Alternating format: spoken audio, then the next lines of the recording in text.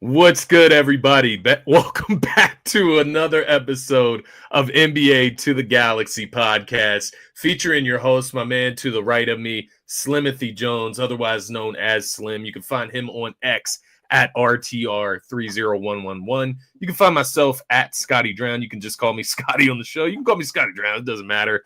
But yeah, you saw me giggle at the beginning of the show. It's because I've had a long day and I just almost butchered that intro, man. But hey, we got a busy schedule for you guys today for this Thursday episode. We're going to get into a lot. We're going to touch on a lot of different teams as we approach the playoffs. We got our top 10 power rankings. We're going to try something new on the show. Put some graphics on the screen. We're going to see how it goes here on StreamYard, see if we have any issues. But Slim and myself, we both put together our top 10 list of the top 10 teams in the NBA and each of our opinions. So we'll get into that at the end of the show. That'll be a lot of fun. Aside from that, we're going to talk about the Heat and the Celtics last night, talk a little bit about the Heat, talk a little bit about the Celtics. We're going to talk about the Grizzlies, everything that's going on there in Memphis, man, because there's a lot there.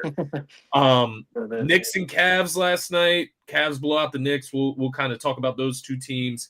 We're going to go kind of around the NBA, but I do want to throw it to you, man. Let's start here, actually, because you brought this to my attention. Maybe like last night it might have been. I get confused when we text, but you brought this to my attention nonetheless. Carmelo Anthony getting inducted into the NBA, the National Basketball Association Hall of Fame. I'm pretty happy about it. Like I remember from my childhood, even though being a Sixers fan, like when I was younger, bro, like I didn't have like those lines, I guess, like of like hating Carmelo Anthony because he was on the New York Knicks. Do you know what I mean by that? Like these days I can hate somebody because they're on the Knicks, but like when I was younger, I just appreciated Melo for who he was, who he was as a basketball player. But I'll throw it to you, man. First of all, let me ask you this. How the hell's your day been going? Because I'm jumping ahead here. How's your day, man? And then if you want to get us started with thoughts on Melo get inducted into the Basketball Hall of Fame, man. Doing good, bro. You know, we're getting closer and closer to the playoffs, man. No better time to be alive. So, yeah, man, doing good. Can't complain. You know, it's always cool to link up and do this. And No, that's right. yeah, man, with Melo, bro, like, I mean, no question, first ballot Hall of Famer, he got it done. And Melo for sure, like a top 5 bucket getter of all time, in my opinion. The brother, he can score with the best of them. You know, at any type of level, he can post you up. He can get to the rim, shoot threes. Obviously, the mid-range game is beyond lethal. You know, pretty underrated playmaker, good rebounder. So it sucks that he wasn't able to ever win a championship. Yeah, that's what I was sitting here thinking. But, you know, Carmelo, man, he just one of those dudes, you know, tough shot maker, tough shot taker. You know, Melo, he's one of them. So commend him on one hell of a career, man. Without a question, deserving of this. And, yeah, man, shout out to the NBA for, you know, getting this done pretty early because, you know, Melo retired a few years ago. And when I look at somebody like Kobe, you know, the tragic thing that happened to him, it sucks that he wasn't able to give his Hall of Fame speech. So, you know, they probably took notes of that or whatever and took heed to it.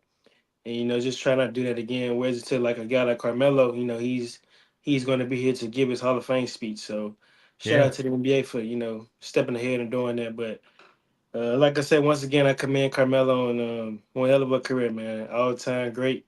One of the best bucket getters I ever watched with my own 2 eyes. So yeah. I think there was a time in the NBA, man. Obviously, he came in same time as like Dwayne Wade, LeBron. There was a time, man, where you could argue one-on-one. Melo could take anybody in the NBA, including LeBron, D Wade, like anybody one-on-one ISO. Like, because to your point, he's a 3-level scorer. He can do everything. He's got a big body that he knows how to use. He could play physical. He could play, you know, dribble, anything. Like you said, post up, three-point shot. He started to add, you know, midway through his career, he really started to get lethal from the 3-point line. Always a great rebounder. I think he was even like an underrated defender. He wasn't like a guy that you're just gonna sit there and pick on. You know what I mean? Like he was a tough physical defender. He wasn't the quickest. He wasn't the quickest, but fours, slower threes, he could guard the three or the four. He embraced that physicality for sure. Exactly. And I think it was a different era of basketball as well, where you could play a little bit more handsy, a little bit more physical. But nonetheless, man, I do agree with what you said, man. Just a bucket getter. And overall, just a really fun player to watch. And it does suck. That's what I was sitting there thinking as you were talking at the beginning, man. It sucks that he didn't get the ring, right? The one ring. All he needed was one. And I guess he made it to the Hall of Fame. He didn't even need it. That's how great he was. But we know how ring talks, circulate with the NBA and stuff. But yeah, man, the three, the Melo, the head tap, bro. The Denver days, bro. Even the Denver days. I know I remember a lot of them in New York Knicks. Cornrows. With he had Chris Anderson, the Birdman out there in Denver. I think he had he was out there with Nene. He was out there with Kenyon Martin at a certain point. Yeah. He had AI at a certain point. So crazy legend. It's crazy that LeBron's still in the league, by the way. same class there, right? Same man, Chris Paul, by the way. So. Yeah, Chris Paul too. That's a good plug. Won a national championship at Syracuse too, man. Really put on for Baltimore. I should have worn my jersey today, man. I got a Syracuse Melo jersey. I should have put it on. That's tough. That's very tough. Yeah, that's very tough. He put on for Maryland and Baltimore, man. He's from Baltimore, New York and Baltimore. Baltimore and Maryland are the same place, but those are the two places he definitely repped the hardest. I know Baltimore claims him a lot. So yeah, man. Shout out to Melo, and rightfully so, quite honestly. Yeah, very deserving of this. Yeah. I think that's the biggest thing, man. Finally, to your point, got it done very quick. It was a no-brainer. Where do you want to start with the rest of the topics, man? Do you want to go to Memphis? Do you want to start with some of the big dogs like the Celtics? Where do you want to go? Man, honestly, we probably could just recap the Knicks and the Cavs matchup last night, and then we can make our way to the Celtics and the Heat and then the Grizzlies or whatever. So yeah, that works for me. So we had the Knicks visiting the Cleveland Cavaliers last night. No Jalen Brunson in this matchup. 124-105 victory for the Cavs.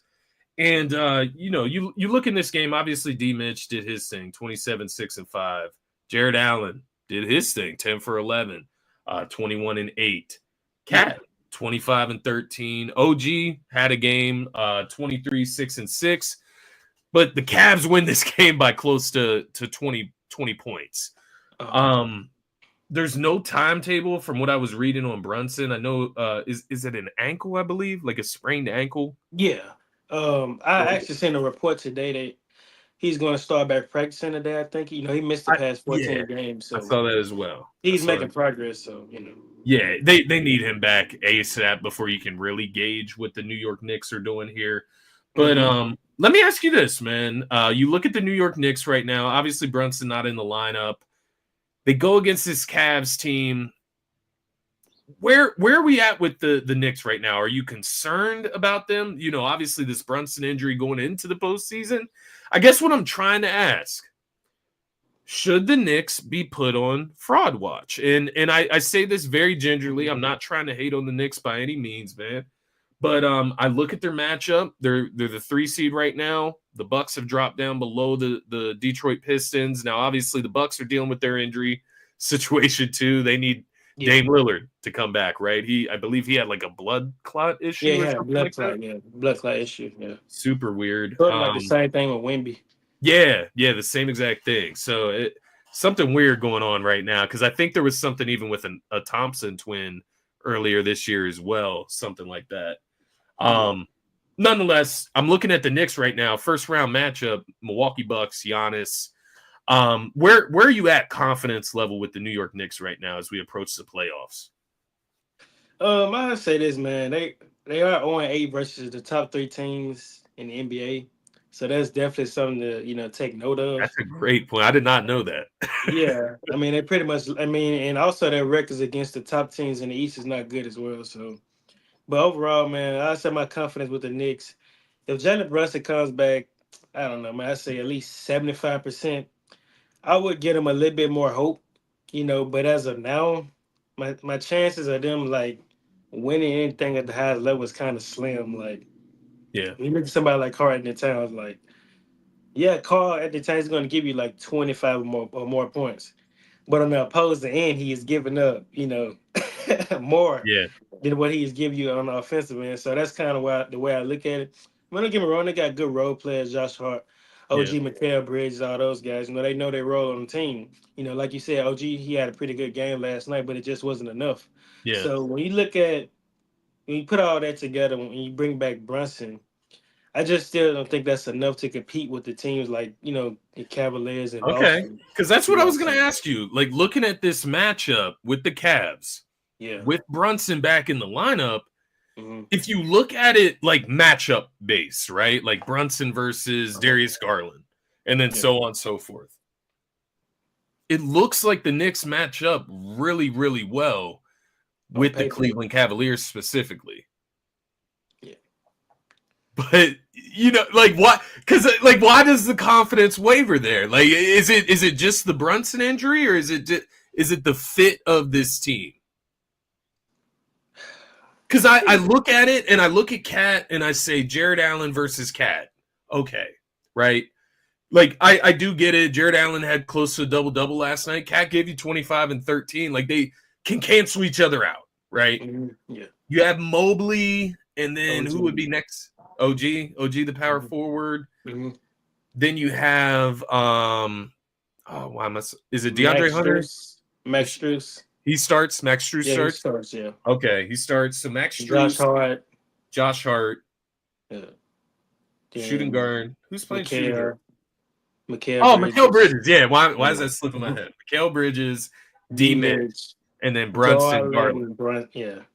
So how many of those matchups are the Knicks winning, I guess is the question. Brunson versus Garland. I'm going to give that to Brunson. Yeah, for sure. Mitch and Mikal, we're going to give that to Mitch. Okay. Strus and Hart. Say Josh. Yeah, I would agree. Then Mobley and OG. That one's tough, though. Like, I think I would go Mobley. Yeah, obviously you would say Mobley, but also OG, he's elite defensive. He can guard Mobley. Yeah, 3 and D to a T. Like, literally. But I think overall, you would take Mobley, though. He's a more impact player with the shot block and the defensive prowess. 7 foot. He shoot the ball pretty good this year. So yeah. And then Jared Allen and Cat. Give it to Karl Towns. Yeah, I'll give it to Cat. Like, over 7 games, I'm going to give that to Cat. To your point, he's not the greatest defensively, but if he's going to give you 25 and 10 plus rebounds, I think that's going to be solid for what they're working with. So, like, when you look at it from that standpoint, it sounds good. It sounds like the Knicks, win 3 of those 5 matchups, maybe. Like, at least 2 of those matchups. But the X factor to me, bro, is that bench. Yeah. Ty Jerome, DeAndre Hunter. Yeah. What is it? Sam Merrill. Yeah. Isaac Okoro. You got all these pieces coming off the bench, man. Yeah. By the way, like 3 of those guys could easily be in the starting lineup for this team. That's fair. No, I look at New York bench. Fair. I mean, they got Shaman over there. I know they just signed PJ Tucker to a 2-year deal. I think they got Precious Achua. PJ Tucker. Campaign. Not a lot of, impactful players over there, I say. Like, that's a great point. Those guys I just listed. That's a great point. That plays for Cleveland, so. Because I think even is Miles McBride, is he healthy right now? Oh yeah, Miles McBride. No, he's injured right now too, which I think he's just a game time decision for their next game. I think overall, man, like Knicks, they're a good team, but they can definitely be on fraud watch, I say. Because on paper, you just broke everything down. It's, it seems pretty good, but it's like, why do you feel that doubt about them? Yeah, right? Like, maybe it's because Cat on the team. I don't know, man. Yeah, and also the bench isn't as good. So. Is there any chance the Bucks could beat the Knicks in the first round if they played? If Damian Lillard not healthy, no. Damian Lillard, yeah, that's a big X factor. I feel you there. when you look over on the Cavs side, man, I mean, we can take it over to the Boston game and talk about that a little bit if you want. Yeah. Boston loses to the Miami Heat last night. The Heat have won 6 straight, so they're kind of on a hot streak. Boston takes an L. Not a huge deal. It's their first loss in like their last 10 games. They've won like 14 out of their last 16. So Boston is rolling nonetheless. But when you look at the Cavs, man, as the season goes on and on, I know you've been confident in the Cavs competing with the Celtics. Where are you? Where are you with the Cavs right now? I know we basically have sectioned off the Knicks from this group of 2, but I don't know. I saw your power rankings earlier, and so I just asked, like, where are you at with these 2 teams right now, the Celtics and the Cavs, man? So I say, like, what marks success for the Cavs this season, right? Right. That's a good question. I would say them reaching the NBA Finals. This team is legit. I mean, they have all the pieces to go out there and compete. They got scorers, playmakers, they got size, versatility, shooters. So I think they pretty much had a whole package to go out there and compete. Obviously, it's easier said than done. They got to go through the defending champs in the Boston Celtics. Yeah. You pretty much got your work cut out for you. They got a lot of good players over there. Yeah. And they have great chemistry as well as a good head coach. So I would say, like, with the Cavaliers, like, obviously they have had one hell of a season, 60-plus wins. I think this is the first time for that franchise since 2010 or something like that. It's quite impressive because, like I said, and I had this team having this type of season, coming to the season nonetheless. Yeah. But they still got to prove it to us, though, man. Like, you go back to, like, about 9 years ago, the Atlanta Hawks, they had a phenomenal season. Yeah. They had like 4 All-Stars that year. Yeah. And we all know what happened when they got into the postseason. So, not comparing by any means, because I think this Cavaliers team is way better, by the way, because they broke a lot of records this season for sure. But because who was the best player? Who was the best player on that Hawks team? Joe Johnson. Did they have Josh Smith that year? Josh Smith. They had Al Horford and Kyle Korver. Yeah, Jeff Teague, Kyle Korver. Yeah, Jeff Teague was an All-Star. Kyle Korver. Paul Millsap. Kyle Korver wasn't? No, Kyle Korver was one, I believe. He was an All-Star. So maybe Al Horford wasn't it? Paul Millsap was there. Paul Millsap was there. So maybe Josh Smith wasn't at that time? I think Al Horford was. So it was Teague, Korver, Horford, and Millsap. Yeah, something like that. Okay. It doesn't matter. I was just asking because none of those players are as good as Donovan Mitchell is what I was going to get at. Yeah. Donovan Mitchell is a dog and he's an elevator, right? That's what I was pretty much leading to. Like, don't get me wrong, this team has broken a lot of records this year. I mean, they had like 2 different like stretches of winning 10 or more games in the season. That's pretty impressive, So, yeah. But that's if they can pretty much prove us wrong in the playoffs, then hey, this team will be legit for many more years to come. They still got to go out there and show us. Anybody can pretty much do this in the regular season, but can you do it when it matters the most is my question.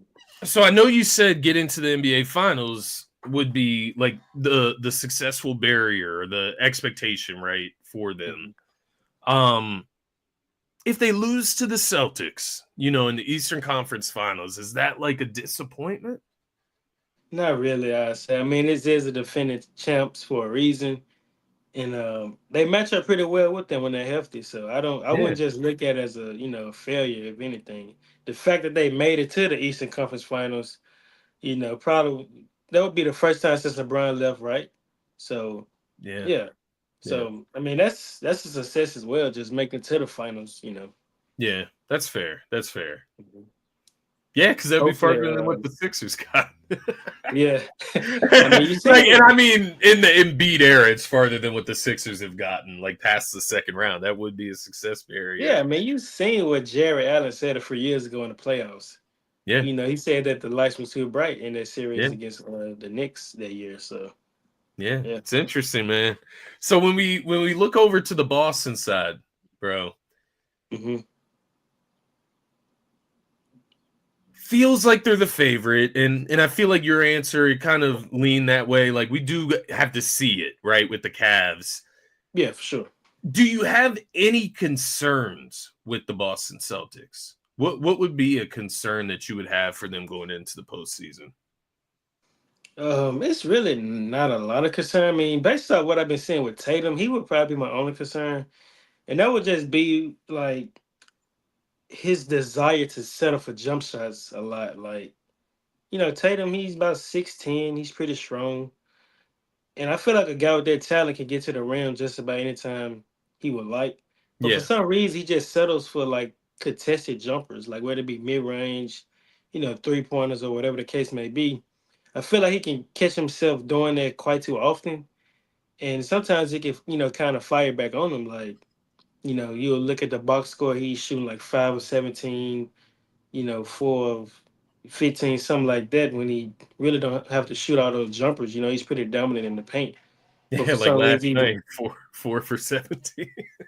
yeah, that's what I'm saying. Like he just Yeah. chooses to shoot a lot of jumpers when he really don't have to. So that would kind of be my only concern. Like, can he kind of, calm things down a little bit and just get down here to get to the rim and, be that playmaker if they decide to double him or whatever. But other than that, man, this team, they have all the right pieces. So Yeah, I think I can agree with that, and I think one of my concerns kind of entails that it's a Jason Tatum thing, but it's also the Boston Celtics in general. They do shoot a lot of threes. I know it's a tactic. I know it's on purpose.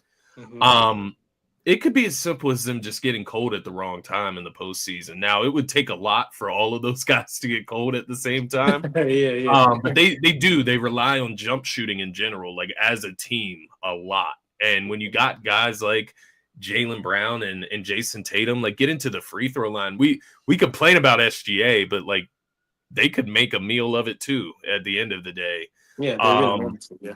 and maybe they do in the playoffs. Maybe they change the approach a little bit, but it seems like that's been the thing since Joe Mazzulla took over is get up the threes, get as many of them up as you can, and we're gonna basically outpace the other team, and they do it very well. So is it a real concern? Maybe not, but the real concern that I have here, and it's my other concern, Mm-hmm. is their health. Because I think last year That's fair. they kind of got by without Kristaps Porzingis Yeah, in the they post. did. They You know what did. I mean? Drew Yeah. Holiday, he's a little bit older. He's in and out sometimes. But I think the big thing this postseason is Kristaps Porzingis. And I think you can't have a situation where he's out like the first round again, right? And Yeah. right now he's good. Yeah. But we know it takes 1 week and this guy is out for a month or for 2 weeks, right? He's been in and out of their lineup since he got to Boston. He's been great when he's in the lineup, but he's just not there often. And I think to beat a team as good as the Cavs this year that is built like the Cavs, they will need Kristaps Porzingis to be healthy for that matchup. Like I feel like they need I agree. more talent at the big man position in that matchup specifically. I completely agree. And yeah, especially like with his skill set, being able to shoot the ball, and spaces also the being floor. like a low post threat, you can throw him the ball down low, you get you a bucket, whatever the Yeah, case may be. So it's a yeah, I game definitely changer. agree. Yeah. Because what? It's Luke Cornett. Is that the Yeah, him Al and Horford, Al Luke Horford? Cornett, the Cater guy, Yeah, Tillman, so yeah. They're gonna need Kristaps because Evan Mobley, man, he's a monster, and he's so young. Like I think Evan Mobley's like one of those players where get him to the postseason and like see what happens as well. Like I guess Spider Mitchell is one of those players. Like maybe you didn't know that he could do the things that he does in the spotlight until you got Utah to the postseason, right? And you saw him in those big lights. And then last year for the Cavs, who knows? Mobley could turn it up a notch once you get to the yeah, and postseason. like, and to your point, man, like with Mitchell, like this has been going on since his rookie year. Yeah, When he made it to the playoffs that first year, he yeah, you're really right. stepped They it up. did make the playoffs from the jump. You're right. Yeah, they eliminated that the big three of Melo, PG, and Russ that year. So yeah, shout out to D Mitch, man. He was doing the damn thing. Yeah, he's a dog, man. And know. I'm trying not to overrate him in my head, but I'm like, I don't know. I'm not going to overrate. I'm not going to disrespect Jaylen Brown and Jason Tatum. But I do just wonder, like, ceilings of a big game, like ceilings. But we have seen Jason Tatum score 60, right? Like, that's happened, or at least 50. So he can have huge games as well. Yeah, I mean, Tatum did drop a 50-piece against your Sixers that year in the playoffs. Yeah. Yeah, it might have been 60. I don't know. That's what I was going in my head back and forth. I know for sure 50. I know for sure 50. It was like the most points in an elimination game, I believe. Because Steph had just dropped like 50 or something like that, and then Tatum had surpassed him. So true. Yeah, I remember that. Because I was gonna say maybe D Mitch any given game has the highest ceiling of these like players on these two teams, but I won't disrespect Jason Tatum, even though the shooting numbers aren't always great. And Jaylen Brown, you know what he can do. Obviously, Finals MVP. Yeah, man, two-way player, man. JB. Yeah, exactly, bro. Looking at the Heat, man. Do you think the Heat are gonna make the playoffs? Oh yeah, for sure. Yeah, I think they make it. Do they do anything? They're gonna be what, an 8 seed making the playoffs? So who they would be playing the Cavaliers in the first round if they because right now they are the 9 seed. Okay, so so they have to win 2 play-in games to get in. To get the 8 seed, right? Okay. So they would be playing Boston. Yeah. Because they would be the 8 seed. Yeah. So they'd be playing if Boston. They get the 8. Well, right now Cleveland is ahead of Boston with the 1 seed. Yeah, so but I'm saying like it's 1-7. Oh no, it's 2-7. Yeah, 2-7, so 1-8. Yeah. Okay, my bad. So so they would be playing Cleveland then. Yeah. Okay, so that's just like that's your reward for winning a play-in tournament. You get to play the best team in the league, Yeah. Yeah, have fun. Yeah. But what I really want to ask you about the Heat, man, they're trying to make a little surge right now. They have won 6 straight. They should make the playoffs. The longest streak in the East, by the way. But where do they go next here, man? Like, do they just try to rely on the young talent, build around Hero, or do you think that they go out and try to get a star somehow this offseason? Honestly, they're in a good predicament. I said, like, you got Wiggins. He got a pretty friendly contract, and he's a good player. You got Davion Mitchell. You got some pretty good young players over there. I actually like where they are right now. I wouldn't just say go out there and get a star by any means. I just continue to keep developing these guys. I mean, you've seen ever since Khalil Webber getting managed, I mean, you've seen what his production has been looking like. So, you keep finding gems like that and just keep hoping that Bam and Tyler Hero keep taking those leaps. So I think they're in a good predicament, man. I wouldn't just go out there and mortgage all my future, my young players and draft capital, just to get a superstar. It's okay to have a few years, just kind of, I wouldn't necessarily say rebuild them, but just kind of get things, back organized or whatever, trying to figure it out. So, I think they in a good predicament for sure. Do you think Tyler Hero can be like the future for them? You know what I mean? Like the leader of this team for the future? Like post Jimmy era? I think so. I mean, he's been phenomenal all season. I mean, he's pretty much taking a leap every year. Yeah. When you look at his stats or whatever. So I could definitely see that, yeah. Yeah. Continuing to get better. And he's one of those players, man, he constantly puts in the work in his Do you think he's better than Tyrese Maxey? And I'm asking an honest question. Like, I know Maxey had a little bit of a down year this year. He's beat up this year. But like from an outside perspective, like do you view Tyler Hero as like better than Maxey? And the only reason I ask that is because I don't view Maxey as a guy that could be a number 1. But I also kind of feel like he might be better than Hero. I don't know. It's tough. That's a great question, man. Guess it just depends what you like. They have like different styles, but they do similar production. Yeah. I think I'm going to say, man, Maxey, my boy, for sure. One of my favorite young point guards. But I think I'm gonna say Tyler Hero better.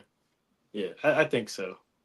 I think it's fair. I mean, you look at what Hero did this year, mostly without Jimmy. I know Bam's there, but he's not an offensive he's not drawing attention away from Tyler Hero on the offensive end, is what I'm trying to say. He can score, but he's just not going to make that type of impact. So, yeah, I guess just giving a little bit of praise to Tyler Hero for the way he's handled this season. It's been a little rough for Miami. Obviously, the Jimmy controversy, Eric Spoelstra trying to right the ship, but to your point, they do have young talent. Make the postseason, get some experience this year, running it with this core, and maybe you just add some, pieces in the margins, right?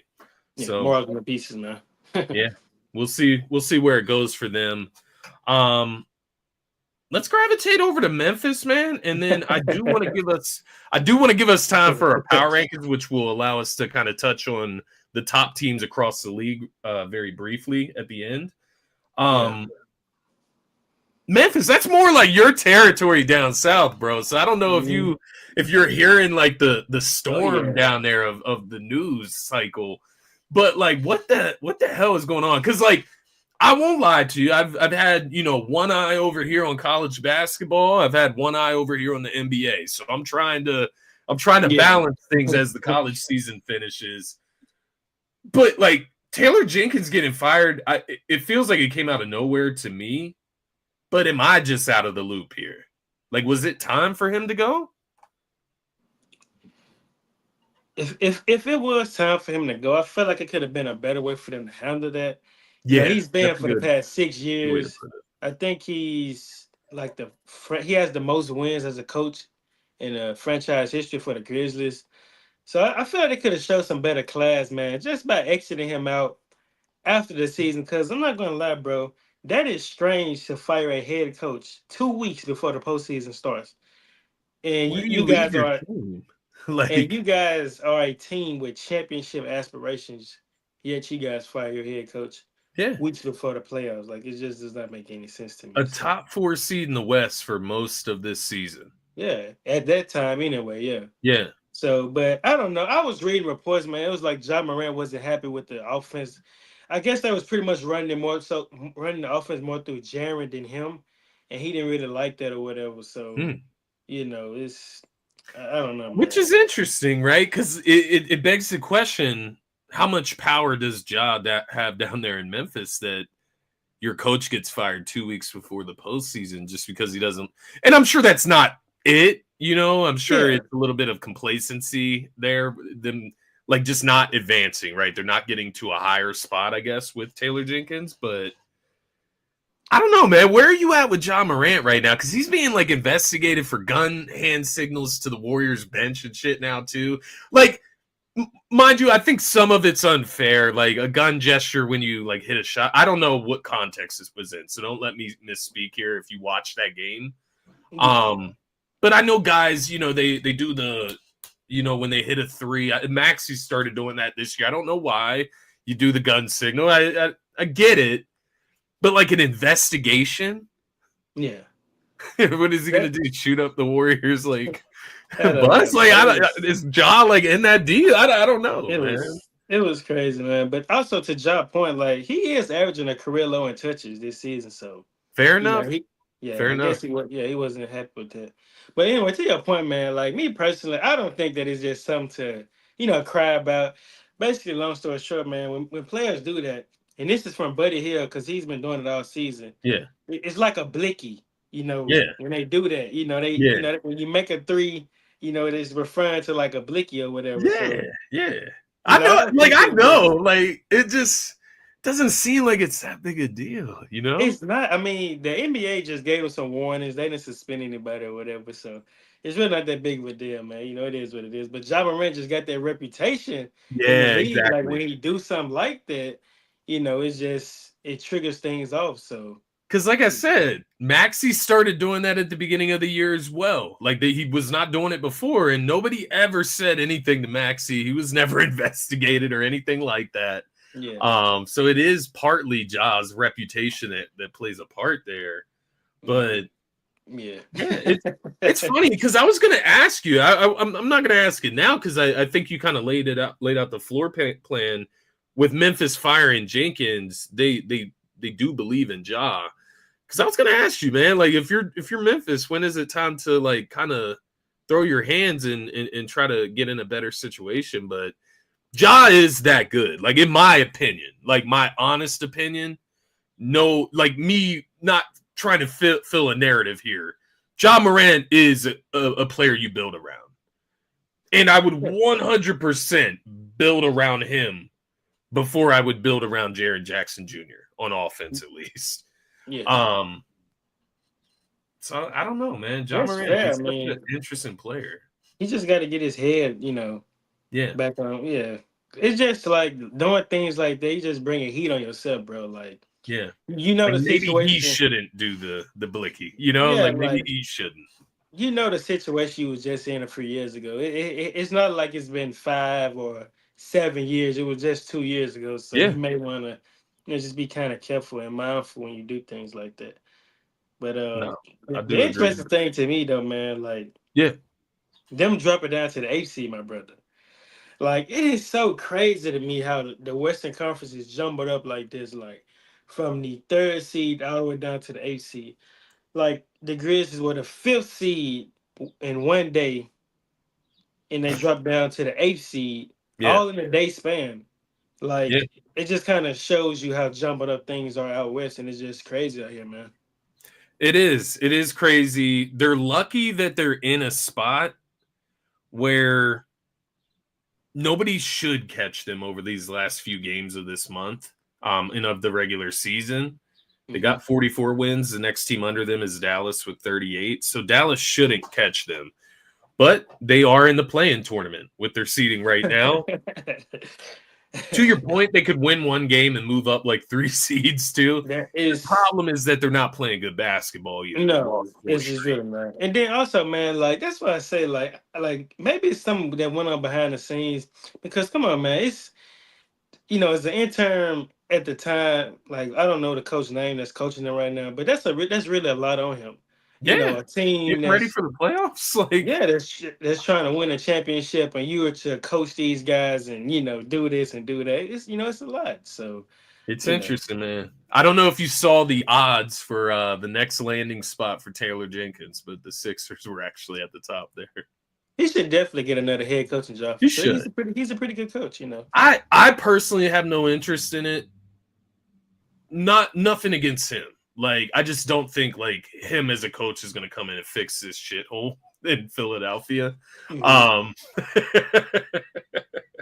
But I do agree. I think he will end up with another job in this league, man. He showed that he's very good at developing young talent. So hit like a little bit of a plateau with Memphis, but he did develop them to this point, in the Western Conference. So he is a pretty solid coach, man. But let's finish off here. I just want to say, man, I know we were supposed to talk about Jokic, and I do want to have this conversation because I do think it's interesting. And we're gonna have to save it for next show because I do want to get to our power rankings. But remind me for next show, we do need to have the Jokic conversation. It's not for me to hate on Jokic. I just want to put that out there. But it's the conversation of Jokic being a top 20 player all time, a top 15 player all time. I responded to your text like that today because I have another buddy that texted me the other day and said, is Jokic a top 10 player of all time? Yeah. And I don't know. I had to think about it for a second because he puts up ungodly numbers. But yes, video game numbers. Yeah, it's crazy. Like, don't get me wrong. We need to have this conversation with more context. So I do want to save it for next show, but I wanted to throw it out there before we get into the power rankings, man, that I did not forget it. Because I think it's interesting more than anything. Like, more than me being so hard hell-bent on my opinion on it, I think it's more interesting than anything else, man. Yeah. But honestly, like, the reason I sent that to you, it was funny to me, man, because if you know the context behind Marcus Morris and his brother, listen to that. Oh, yeah. That is why it was funny to me, bro. I was That like, went over my head, bro. That went over yeah, my head. That went over my head. But that is yeah, funny as man. shit. Now that you say that, It's funny coming from him to say that, because he is like, hating. yeah, He is being a hater, bruh, for yeah. sure. We got the power rankings pulled up here. We are gonna have to do them one at a time, my man. So we can Mhm. start with yours. I'm gonna be nice and generous to you. Yeah. If you just want to go through them quickly, just kind of give a few thoughts behind the rankings here. Yeah. I don't see it on my screen. Hold up. Let me see. Really, it's not up on your screen for Yeah, real? it's not, but let me pull up the so what should we start, like 1 through Oh, because 10? you're on your phone. My bad. My bad. I got you. Yeah, if you just want to start at 10, you can just go through it very quickly. We've talked about a few of these teams Yeah, already. so but yeah, we talked about New York. Honestly, bro, I'm not gonna lie. I may have messed this one up. I probably should have put Denver in over New York, but they made it Okay. anyway, so it is what it is. But anyway, we already pretty much discussed on New York. Yeah. That's pretty much the reason they're too low. I mean, they're a good team on paper, but they still got to go out there and show us. We'll see what they look like with Brunson or whatever. So that's that. Minnesota, man, I got them in at number 9. You may feel like this kind of too low, but I think that the other teams above them are pretty much deserving.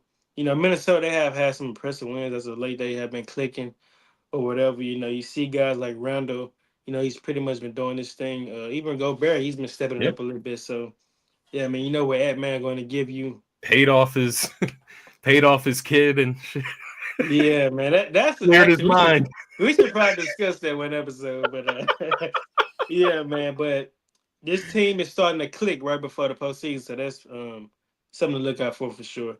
Yeah. Then at number 8, man, I got Indiana. It's pretty much the same territory. Like this team has been clicking. You see guys like Obi Toppin, Thomas Bryant. The role players. They've been doing the thing. Neesmith. All these guys stepping it up. Even Tyrese Halliburton. Taking another step offensively as well. So Yeah. they starting to heat up right before the postseason. So that's something to keep your eyes on. And they come in at number 8 for me. Number 7, a lot of people may feel like this is kind of low for the Lakers, but I feel like this is kind of good for them. They're 14-8 with Luka in the lineup. And I think they still got some figuring out to do. Just a little thing, whether it be with the start lineup, going Yeah. small ball, officially, or going big with Hayes at the 5, whatever fits them the most. But I think that this is pretty good for them to come in at number 7 on my top 10 power rankings. So at number 6, man, I got the Detroit Pistons. This team has been rolling, man. A lot of impressive wins. And they are the 5th seed, correct? Yeah. In the East, yeah, the 5th seed in the East, and yeah, man, shout out to Kate Cunningham, man. All star, one hell of a season. All those guys over there, they've been balling. I got Tobias, I got to give it to him. He's been, a pretty good vet for those young guys over there. He's just playing his role to the Yeah. fullest. So, shout out to Tobias and JB Bickerstaff as well. He deserves a lot of credit. Yeah. Definitely should be in the Coach of the Year conversation. Not probably a finalist, but in the conversation for sure. The way this team season has been going. So Yeah. coming in number 5, man, I got the Cleveland Cavaliers. Maybe kind of low for a lot of people, but I feel like they have had a lot of bad losses within the past month. Fair Losing enough. to teams that I wouldn't even say trying to win, honestly. But obviously they can't win them all. But the teams that they have been losing to, they definitely should have won. So that's pretty much it. I mean, we kind of talked about them. We know what the Cavaliers is Yeah. about. Coming in at number 4, man, my Golden State Warriors, man. I gotta show love to them. I think we're 18-2 with Jimmy Butler in the lineup now. And that is impressive. This team look like a totally different team ever since we got Jimmy, man. Yeah. The vibes is different. The way guys are just playing off one another has been great to see. My guy still just cooked Memphis the other night, gave him 52, and 12 threes, 5 steals, 10 Mm. rebounds. He was doing it. Yeah. So, yeah, man, things are starting to click for us, right before the postseason. So that's what I love to see. And, yeah, coming in at number 3, man, got the Boston Celtics. I mean, we all know what Boston is about. They lost last night to the Heat. Kind of a bad loss, but at the same time, not really. I mean, it's the end of the season. They Yeah. solidified themselves as a top 2 seed in the East. so they don't have really much to prove this season, and we know what they're about. They're defending champs for a reason, so that's that. And then coming in number two, man, I got to show love to Houston. Obviously, some history between Houston and my Warriors, but I'm not going to like let that affect me ranking them because they have been impressive this season. Nonetheless, a lot of impressive wins. Guys take a leap. Amen Thompson. I mean, what a season Yeah. that brother has been having. Yeah. The veterans, Fred Van Vliet, Steven Adams, Dylan Brooks, so on and so forth. The young guys. Ime Udoka's been coaching these guys up, and they have had a pretty good season. And I would say that they pretty much locked up the 2 seed at this point. So yeah, shout out to those guys. And this would be the first time them making the playoffs since the 1920 season, I say. Mm. So that's 5-6 years ago. That's impressive. So shout out to them. And then number one, man. Oh, you meant 2020 season? Because you said 1920, bro. I was like, what? No, the 19 to 20 season. Okay, I got you. 2019 Yeah, to the 19. 2020. I got you. Yeah, 2019 to 2020. You messed my head up. I was like, did Harden, is that not in this realm? Or okay, yes. Yeah, I got you. And then number one, man, OKC, man, the MVP, in my opinion, SGA has been rallying up the troops all season. They've been doing it, man. All those guys, young guys. Chet, he's been looking much better since he came back. The addition of Isaiah Hardenstein, Caruso, all of them been looking pretty good. So yeah. Is that your is that your coach of the year? OKC? I think between him and Cleveland, for sure. I think that that would probably be tough. I'm not gonna lie. I think Cleveland. I think Kenny Atkinson may have him beat in that department. Yeah. Because to your point, man, when you talked about Detroit earlier, I mean, in the sense of coach of the year, coaching up a team, a young team, and getting them somewhere where they haven't been, the Cavs were solid last year with JB Bickerstaff. You know what I mean? I don't know. I'm not going to sit here and say Dan Quinn doesn't deserve it. I just look at JB Bickerstaff with the Detroit Pistons, and I think, man, they had just given that huge contract to Monty Williams. He's out after one season. Yeah, 1 season. You bring JB in, and he gets them to the postseason. So it's interesting. But we'll go through mine very quickly. We have very similar power rankings here. Wait for those to pull up. Okay, so I'll start at 10, just like you did, man. We got 2 teams flip-flopped. So the Knicks and the T-Wolves. I ended up putting the Knicks over the T-Wolves more from a talent standpoint, right? And what the Knicks present versus the Timberwolves and the addition of Cat versus Julius Randle. It got into an interesting thought for me, but the Minnesota Timberwolves, I guess I'm just more confident in the Knicks going into the postseason than I feel about the T-Wolves, but maybe that's me being unfair to the T-Wolves being in the Western Conference too. So that's fair though. Take it with a grain of salt. I did go with the Pacers at number 8. To your point, they have been playing a lot better lately. Tyrese Halliburton is starting to look more and more like that guy from last year. And I think if you can get that version of Tyrese Halliburton, it makes them very, very dangerous going into the postseason. They have a very deep team. And I do remember the Pacers recently, they've beaten both of the teams below them in the past couple weeks. So had to go with the Pacers over them. The Warriors at number 7. This is where it got tough for me, and I started to get into that thought of Jokic versus the Warriors and the matchups and how it would work out. If I could go back, honestly, and reorder these, man, I would probably put the Warriors ahead of the Nuggets just because the Nuggets are not playing great right now. They're not playing good right now, quite honestly. Mm-hmm. They're in a pretty bad stretch. But I did go with Jokic. I went with the gaudy numbers. I went with the ultimate mismatch come postseason, that being Nikola Jokic. And I went with the Nuggets over the Warriors, but it's interesting, man. It's interesting. It's got me second guessing just seeing it on the screen here. Yeah.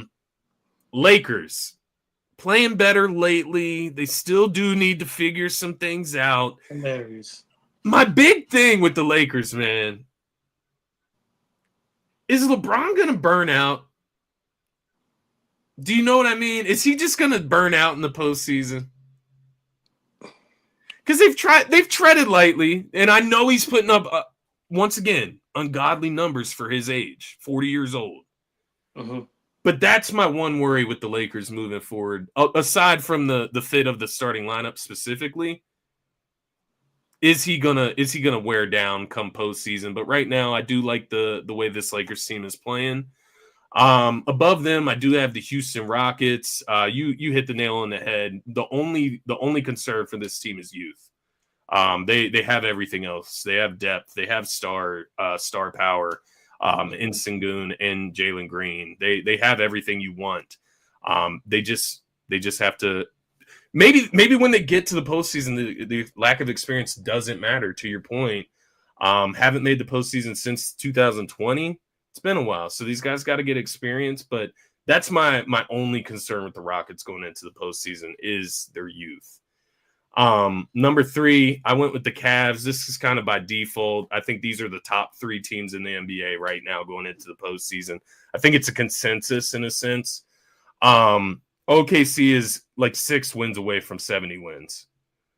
I mean, you can put them in the conversation. If they get up into the 68 win mark, 66, 67, 68 win mark, they're one of the best teams ever regular season wise. Yeah. So, sure. You know, they I think that they're trying to get it too. Go to number 1. Yeah, I figured. And you have to at that point. They got 6 games.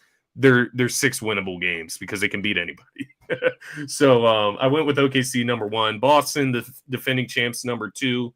They are in the middle of a little hot streak right now. And then the Cavs, who have cooled down a bit, but I still do like what they have built going into the postseason.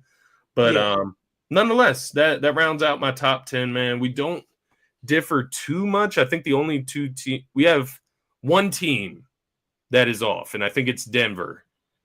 Yeah.